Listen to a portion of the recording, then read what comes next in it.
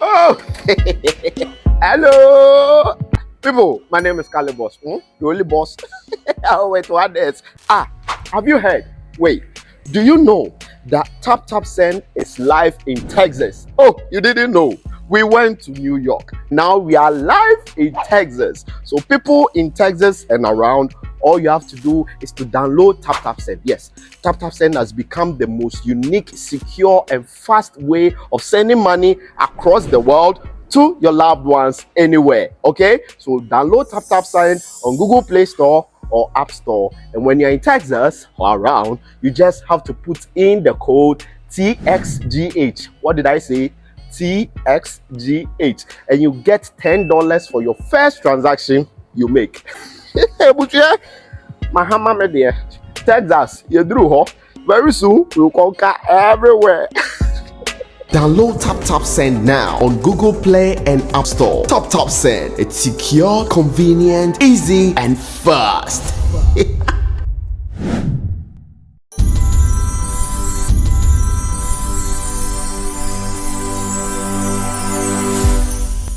Hello guys, I welcome you live on SBTV Africa. My name is DJ Nyam. If you just chance on our channel, welcome on board.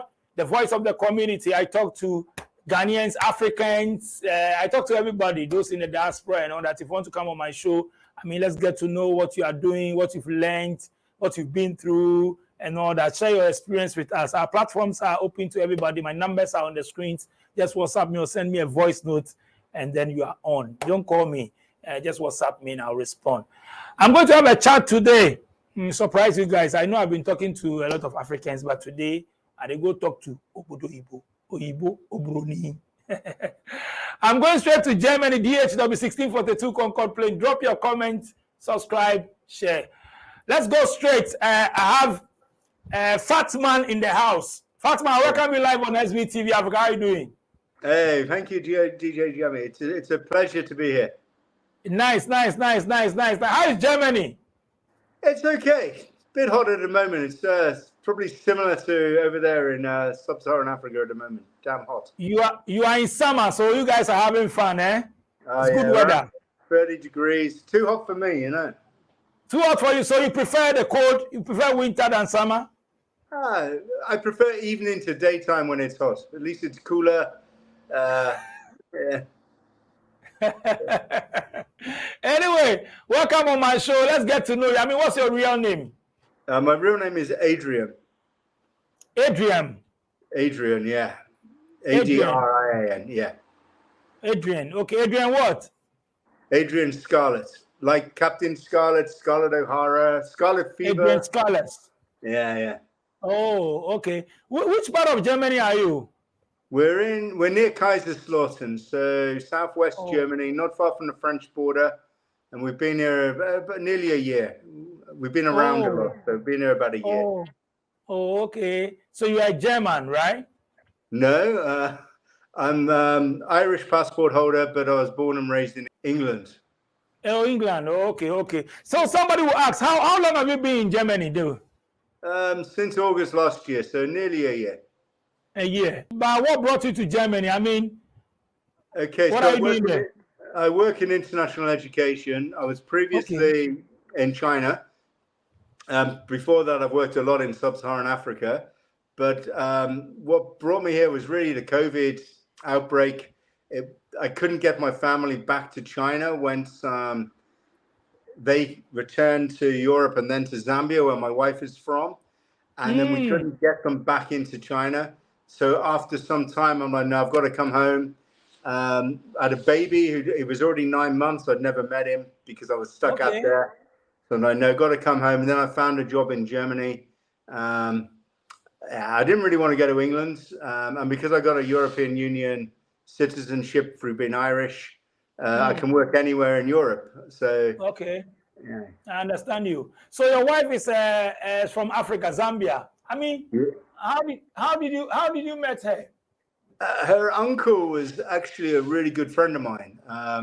One of my best friends in Zambia, and we just met at like a family occasion. I was around his place and got to know her there. And I had to ask him. I'm like, do you mind if I start dating your niece? And Yeah, we were tight. He was my best friend. So yeah, we started dating, and then yeah, things just went from there. Wow. So for how long have you guys been married? We've been married 4 years, and we've been together just about a decade. Oh, I see. Let's talk about back in Ireland. I mean, growing up in Ireland. Tell us more about Ireland. I mean, life in Ireland, growing up, and all that. Well, actually, I grew up in England. I have an Irish passport through my mother, which is I've talked about passports on my channel, and the Irish passport is much better than the UK one because of the Brexit nonsense. So I used my Irish passport, but I grew up in England. I grew up in a monoculture. I grew up in a rural area. There was one non-white guy in my school. That's about it. Who actually, by coincidence, was half British and half Ghanaian. And he was like the only guy in my school. So it was a real monoculture, not a lot of diversity. Yeah, kind of. I guess it was the 80s, and it was a rural environment. So quite a sheltered upbringing. Until then, I got to my teens, went off to university, and that's where I started to meet people from all around the world and opened up my horizons. Oh, I see. How many countries have you been? I mean, I can see you love traveling and all that. I think I've worked in 9 or 10, but I've traveled to over 50.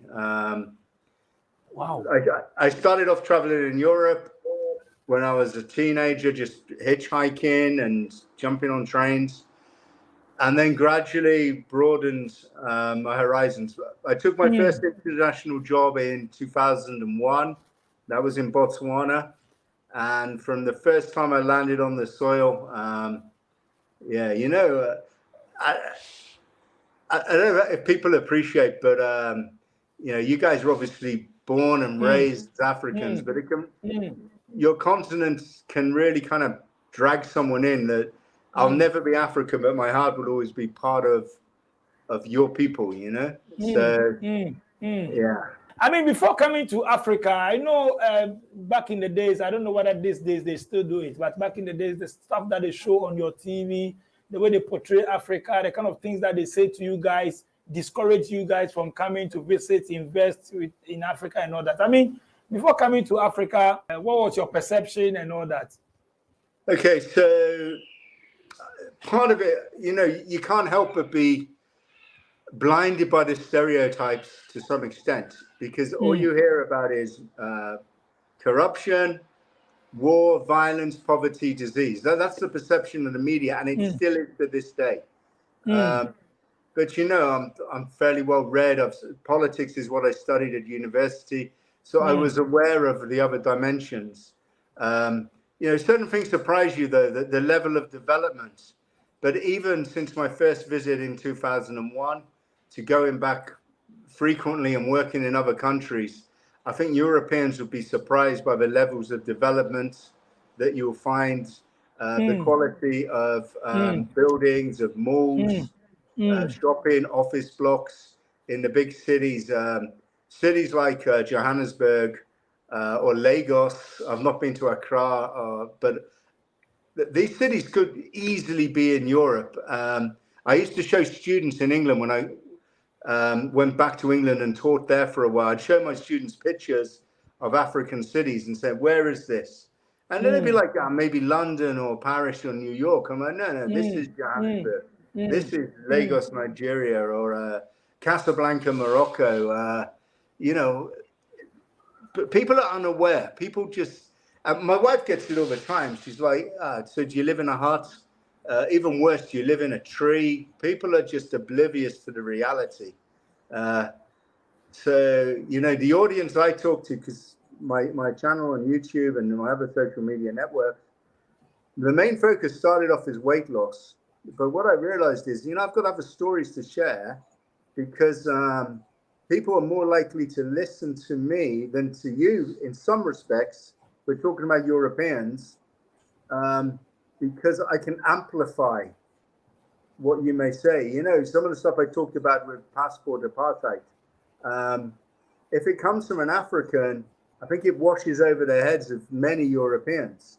But, you know, when I say it because of my white privilege, people are more likely to listen. So I've kind of realized I've built a platform now. So, I have a duty to speak, not just because I'm married to a Zambian, but just, just out of human decency and trying to be a decent person, Let's talk about the kind of things they show on your TV. I mean, like you just said, we have beautiful places that you show to your people, and they see it as we Europe, somewhere not Africa. They don't believe it's Africa. Let's talk about the things that they show on your TV, your media. When they come to Africa, they show the bad side. They don't show the good side and all that. So people think we are still sleeping on trees and all that, as they used to. Those kind of things that they have in mind. Our Africans, we sleep on trees and all that. I mean, yeah, I mean, people, they would associate safari wildlife with Africa, and Africa is seen as one entity. A lot of people would not recognize, you've got 54 different countries. You've got so many different tribal groups, each being distinct, but it's kind of just seen as a monoculture. And that will be perpetuated not just by the media, but often by global leaders. And you hear people, I was in Africa, celebrity, I was in Africa. And they won't narrow it down. Maybe they're in Ghana, maybe they're in Zambia, but they won't mention the country.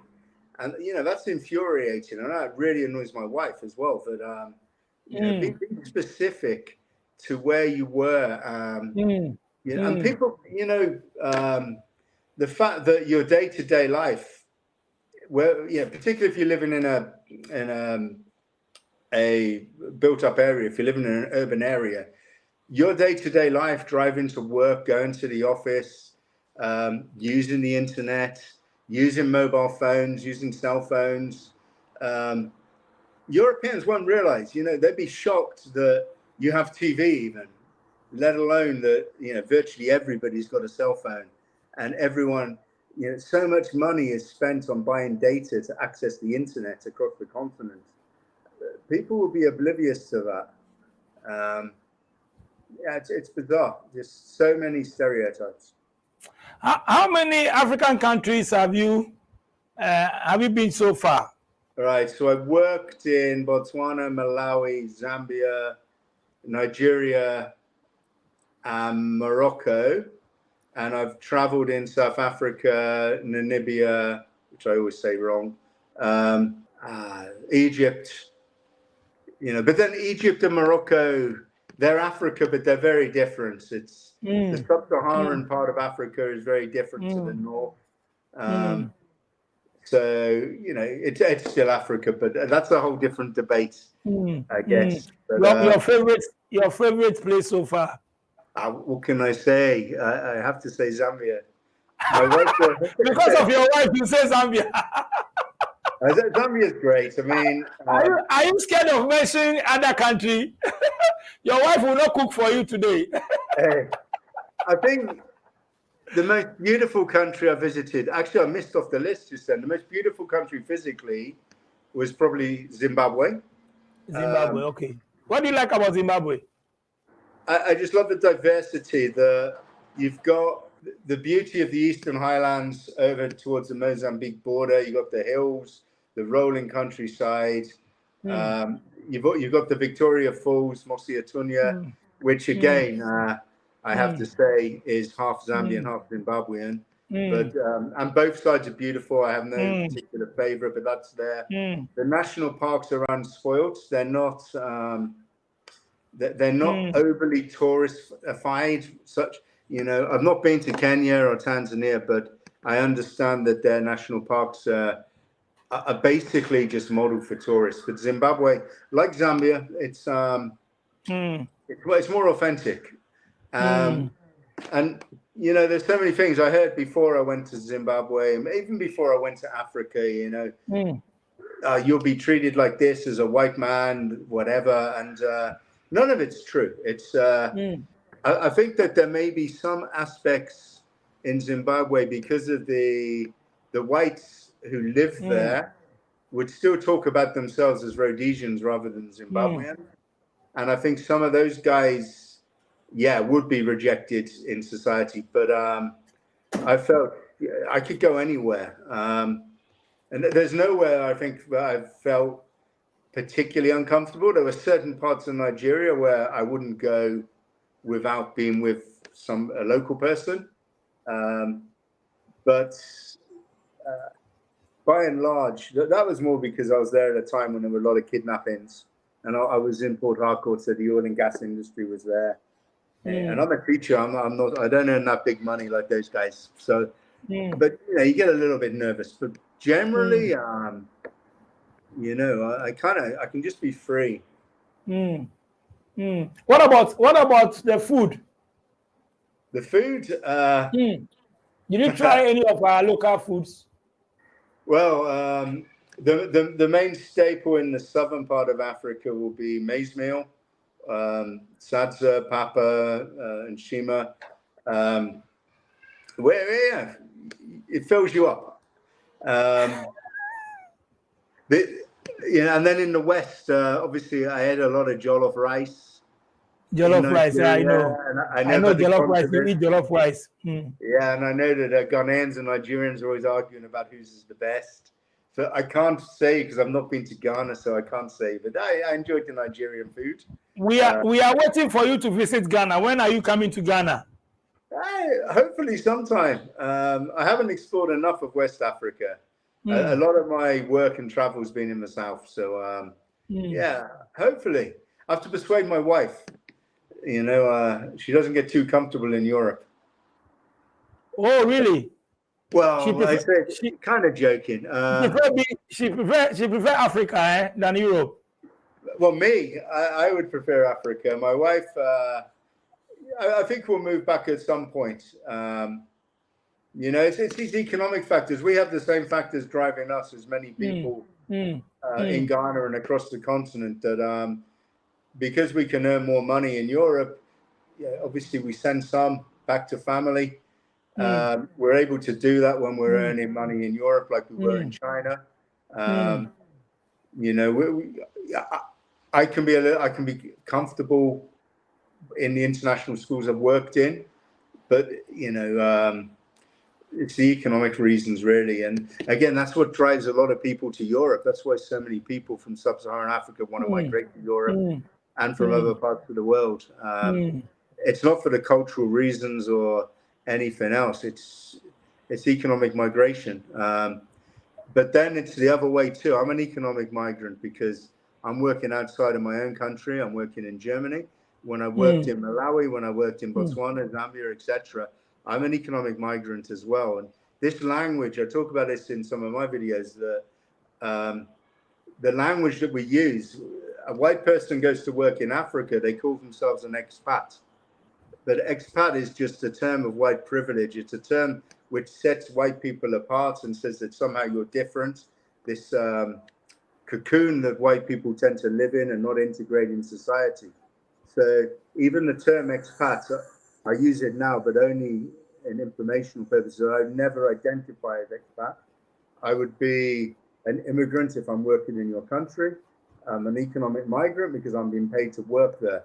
And these terms are used in derogatory terms when someone from Africa or parts of Asia move to Europe, but they are the correct terms for anyone who seeks employment in another society. And these things like the passport apartheid and these things drive me crazy. I'll bring you again that we talk on the passport issue. But today, I just want us to know you. I mean, what you've learned. I mean, coming to Africa and all that, and also marrying an African sister. Get to know more about, I mean, family and all that. I mean, so I'll bring you again. Let's talk about Africa. So, what do you say you teach international? What you're a teacher, right? Yeah, so I've taught mainly history in the international schools. And I'm also, these days, I'm a school leader. I've been vice principal, principal on one occasion. Running schools or being part of a leadership group has been more recent experience. Yeah, and it's an interesting life. It's a good way of life because it opens up so many opportunities for travel and working internationally. You've been in Asia, you've been to Africa. I mean, let's talk about Africa. Our syllabus, the subject, the stuff that we teach here. I mean, what do you have to say? I do ask people, we do more of theory than practical, going into vocational, technical, and all that, the IT and all that. I mean, have you realized that? Let's talk about our educational system. I think sometimes the biggest difference between Europe or North America and the developing world per se, Africa and other parts of the world, is access to technology and resources. And the same would apply if you're talking about medical facilities. It all comes down to resources and economic factors. There's some difference in the syllabus models. I would say the ones that I was familiar with in the countries I've lived in, the African syllabus models would tend to be a little bit more content focused than skills based. There's a big shift in most European countries now towards skills based education, vocational training, preparation for life skills. Now, ultimately, though, the school I work in now and schools I've worked in France, students still do the same type of exams, though. At the end, it's all about passing the exams to move to the next phase, to get a good job or to go to university. So there's not a lot of difference. But then beyond 16 or 18 years of age is where the big gulf takes place, because the access to higher education, more than 50% of people in the United Kingdom will access higher education and go to university, where the figures in sub-Saharan Africa will be far lower. People don't have the same opportunity. And again, a lot of it comes down to economic factors. There's not the same opportunity to invest in education, and some of it is choice of government, and some of it may be linked to money being perhaps appropriated in other areas. And although I reject the stereotypes, there is corruption throughout politics across the world. So politicians, whether in Africa or whether in the US or UK, will divert funds in one direction or another. And that can stifle development, and education underpins development. But I think Mandela talked about how by educating the people, you empower the people. I forget the exact quote, but the danger of empowering your people too much is once they're empowered, they become knowledgeable and they can start to make more informed decisions. And that doesn't always suit the political classes, because you want people to comply. Okay, let's talk about family. How many kids you have now? Okay, so we've got Michael, who's 7, Emily, who is 4, and Kian is 2. So, 2 of them were born in England and 1 in France, but they're predominantly African kids, because their mother is 100% Zambian, and I'm a mix of English and Irish. So so they're overwhelming nationality. I was telling you, you're more Zambian than anything else. Well, I know your wife will be watching. What do you like about your wife? I love the fact when we met, and ever since, she's natural. She is what she is. I mean, she's beautiful, physically beautiful, but she's humble, and it's kind of by natural, not like just appearance, but she doesn't pretend to be anything that she's not. She's very down to earth, and that's what I appreciate. And I never felt she didn't try too hard, because so some women I met would try too hard because there's perceptions about the white guy in Africa, etc. And I never felt that she was trying too hard, and she'd give me a harder time than perhaps some people, and I'm like, I like this. I like the fiery spirit, So Yeah, she keeps me on my toes. She's also a very good cook, so hence the gaining weight and the whole reason I started social media about trying to lose weight. But trying to lose weight married to an African woman, it's not easy, eh? Fat man. So what kind of Zambian food do you eat? I mean, all right, so Zambezi bream would be my favorite.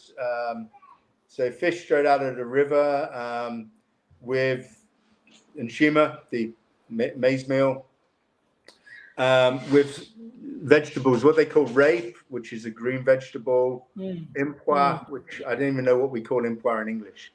It's a little yellow, kind of almost like a fruity veg. And, the onion sauce, mixed with tomatoes. So that'd be my favorite. The only thing now, I stopped eating meat about 5 years ago. So that why? really, environmental reasons. Environment. Yeah, When you talk about environment, what do you mean? Yeah, the impact of animal agriculture on the environment. That so much land is deforestation, the growing food stuff to feed animals, particularly in the cattle industry. Now, this is a global problem and more of a problem in other parts of the world than it is on your continent. But globally, it's a big issue. And I attended a few conferences, some for my students, got to know a few guys in the environmental sector, and I just felt, okay, I'm setting up these conferences, I'm engaging with these guys, and I'll go home and eat a burger or eat some steak, and I just felt I was a bit of a hypocrite. So I stopped eating meat, but I still eat fish. So you are not a vegetarian. You eat fish, but you don't eat meat. Pescatarian. A vegetarian who cheats, I guess. Okay, let's talk about hustling in Germany. I mean, how is it going? Life in Germany, hustling, cost of living and all that. I mean, paying rent, people complain, we're working, but tax is too much and all that. I mean, yeah, you give half your money away. Tax is about 45%. To be fair, they give a lot back. I think that in terms of child support that you get from the government, it's probably, I can't imagine anywhere in the world would be better. They give a lot of money to families. But the trouble with Europe is it's so cold for half the year. You spend a lot of money on oil and gas.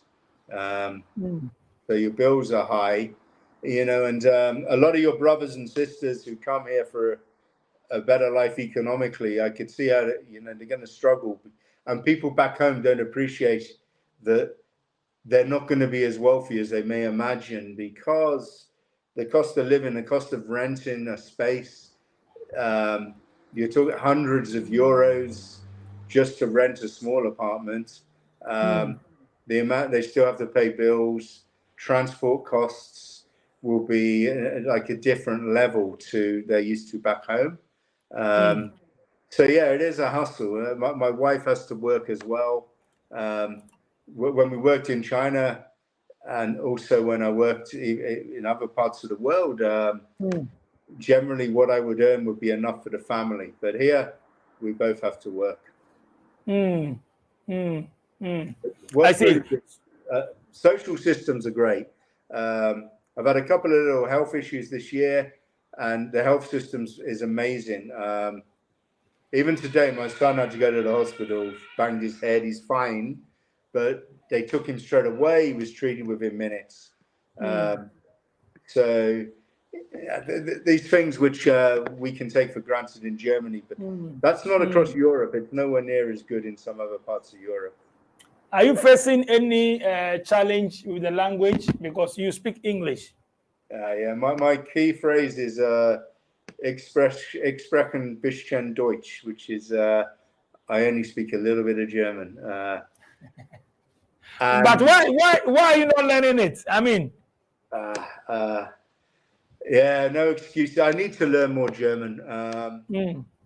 It took me a while. When I lived in France, I was there 3 years, and by the end, I can converse in French. Don't test me though; I'm rusty. But yeah, German, it's a whole different ball game. It's it's a tricky language, but yeah, we intend to stay here for a few years. For a few years, okay. So yeah, it's important. My wife will learn it quicker than me. She's multilingual, so. Yeah. Oh, okay. You said you love Africa and then you want to come back to Africa and stay here, right? Yeah, ideally, I'd love it. Maybe to retire now.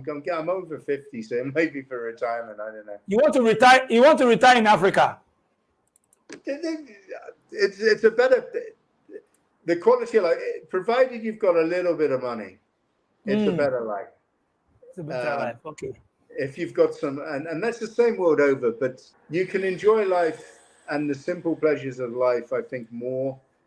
There are stresses, of course, I'm not going to diminish that, but people tend to be freer and people have a much more outward look on life. People don't focus on the minute details. I think, people live for the day. Anywhere I've lived in Africa and Africans I've met over the world, and so sometimes you need to think about tomorrow, but as you get older, maybe there's not so many tomorrows. So I like the way you can kind of just think about tomorrow, and maybe the next day never comes. And yeah, I find some of my friends have that mentality. This means when they have money, they spend it straight away. But that's fun. It's fun. Yeah. I mean, Africa is a place to be. Just that things are a bit tough for the youth and all that. I mean, things are not straight. But when you have a good job and you are making some money, I mean, the best place to be is Africa, right? I'd say so. Yeah. There's nowhere better. I mean, just my friends, whenever they knock off from work, they're out straight away. I don't know. The wives, I feel sorry for a little bit because, of course, knock off. They'd be in the bar. They're just chilling, having fun, having a laugh and a joke. And that lifestyle, in the sun, and that lifestyle exists across all kind of social levels, because you see the guys at the bus depots, in the village, people just sat under a tree having a beer. The same with the lawyers and accountants and politicians in different environments, but that kind of social interaction, I think a lot of that's lost in Europe, and people in Europe where they do go out and socialize, they get drunk and then start fighting. And not that you guys never fight, but it's infrequent. I didn't see bar fights like you'd see in Europe, or England especially. Most people are just good people. So are you teaching in the university or what? Right now I'm teaching in a school, so I teach the students are 11 up until 18, 19 years.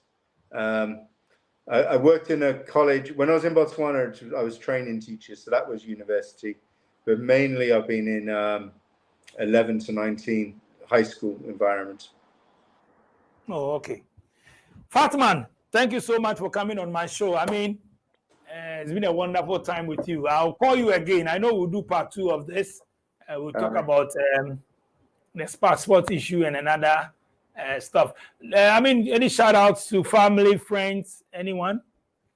Yeah, shout of course to my wife, Deborah. Hopefully you will be seeing this. And to the kids, Michael, Emily, and Kian. And maybe some of my boys down in Zambia, Eddie, the guy who introduced me to Deborah, Jerry, my main man, another educator, Ronnie, Big Phil. Big Phil, if you do see it, get in touch, man. I've lost touch with Big Phil. Those are my boys down in Zambia. And to Billy over in Malawi, is my other bro. He's up in Scotland now, but he's my other bro. And Teps, if you're still around, down in Francistown, Botswana. It's been a long time, bro. It's anyone who also follows me from across the continent on any of my channels on YouTube. What's your social media handle? Bye Fatman. So bye underscore Fatman. Initially, it was a weight loss journey, but now I've mixed the weight loss with family, travel, and a lot of stuff about my kind of political thoughts about the way of the world. That's become increasingly my kind of go-to, and I try to mix them up. So. Nice one. I will invite you to Ghana. Come and visit Ghana and also enjoy Ghana, okay? Thanks, Nyami. May take you up on the offer. Yeah, I'll invite you. Thank you so much for coming on my show, Fatman, straight from Germany, passing through SBTV Africa, Daily Hustle Worldwide. Charlie, thanks, guys, for watching. Like, share, subscribe, drop your comments. Invite your friends to come and join SBTV Africa. If you want to come on my show, my numbers are on the screens. I'll thank my production team, DJ Click, Sharon, and Tina. Peace out. Living in Ghana, abroad, a first timer visiting Ghana, or a company wondering where to get quality service providers in Ghana for any job? Then Ejumapa On Demand Services is here to assist you. Ejumapa On Demand Services connect requesters and service providers such as masons, plumbers, electricians, auto repairers, home and office cleaners, trash collectors, rent agents, spa attendants, roofers, beauticians, teachers, CCTV installers, and all artisans on one platform. Yes, one platform. Trust Ejumapa On Demand Services to sort you out any day, anywhere, and at any time. To download the app, please visit the App Store and Play Store or visit our website www.ejumapa.com.